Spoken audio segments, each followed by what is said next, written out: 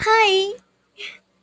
आज ମୁଁ actually comment ମାନେ ଟିକେ କମେଡି କରିଦେଇଛି। ହାଏ ହ୍ୟାଲୋ ନମସ୍କାର। ମୁଁ ଆପଣଙ୍କର ପ୍ରିୟ ତ ନୁହଁ, ଓନ୍ଲି ହବାକୁ ଚାହୁଁଛି। ବଟ୍ ଛାଡ଼ନ୍ତୁ, ଚାଲନ୍ତୁ ଆମେ ଦେଖିବା। ମାନେ ହେୟାରଷ୍ଟାଇଲ୍ ଗୋଟେ ନୂଆ ଷ୍ଟାଇଲ୍ର ବନେଇଛି, ଚାଲନ୍ତୁ ଦେଖିବା। ଏଇଟା ଆକ୍ଚୁଆଲି ଆମ ଓଡ଼ିଆରେ ଖଜୁରୀ ବେଣୀ କୁହନ୍ତି, ଆପଣମାନେ ଠିକ୍ ଭାବେ ଜାଣିଥିବେ। ଫାର୍ଷ୍ଟ ଆମେ ଦୁଇ ଭାଗ କରିଦେବା। ଦୁଇ ଭାଗ କରିକି ତାପରେ ଦେଖନ୍ତୁ ମୁଁ କେମିତି ବନେଇଛି।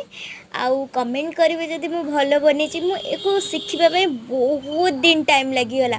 ମିନିମମ୍ 8 କ୍ଲାସ୍ରୁ ଏବେ ଯାଏଁ ମାନେ ପ୍ରପର୍ଲି ମୋତେ ଏବେ ଟିକେ ପ୍ରପର୍ଲି ଆସୁଛି ମୋତେ, କିନ୍ତୁ ସେବେ ଟିକେ ମାନେ ଶିଖି ଏବେ ଶିଖିଗଲି। ବାସ୍ ଏଇ ଗୋଟିଏ ବେଣୀକି ଶିଖିଛି।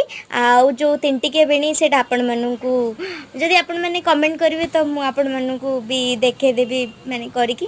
ଆଉ ଯାହାର ଟିକେ ଭଲ ମାନେ ଚୁଟି ଥିବ ସେ ତାଙ୍କର ହେବ। ମୁଁ ଟିକେ କର୍ଲ ହେୟାର୍ ତ ସେଥିପାଇଁ ମୋ ଟିକେ ପ୍ରୋବ୍ଲେମ୍ ହେଉଛି କରିବାର।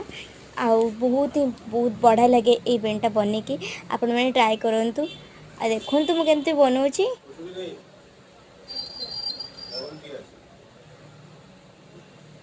ଆଉ କେମିତି ଲାଗିଲା କମେଣ୍ଟ ବି କରିବେ।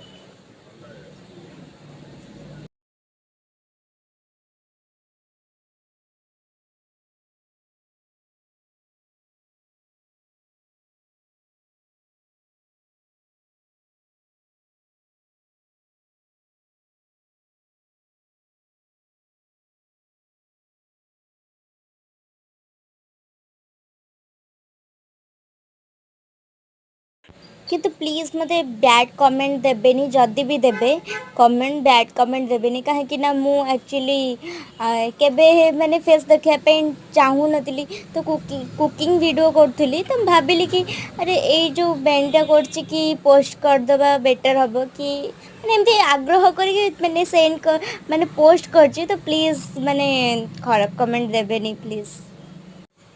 ଏବେ ବେଣୀ କମ୍ପ୍ଲିଟ୍ ହେଇଗଲା। ଏବେ ଦେଖନ୍ତୁ ମୁଁ କେମିତି ଲାଗୁଛି। ମୋର ତ ଚୁଟି ପୁରା ଝଡ଼ିଗଲାଣି। ଆଉ ଯାହାର ମୋଟା ଚୁଟି ଥିବ ବହୁତ ହି ବଢ଼ିଆ ଲାଗିବ। ଆପଣମାନେ କମେଣ୍ଟ କରିବେ ପ୍ଲିଜ୍।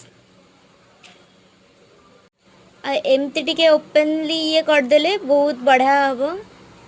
ବହୁତ ସୁନ୍ଦର ବି ଲାଗିବ।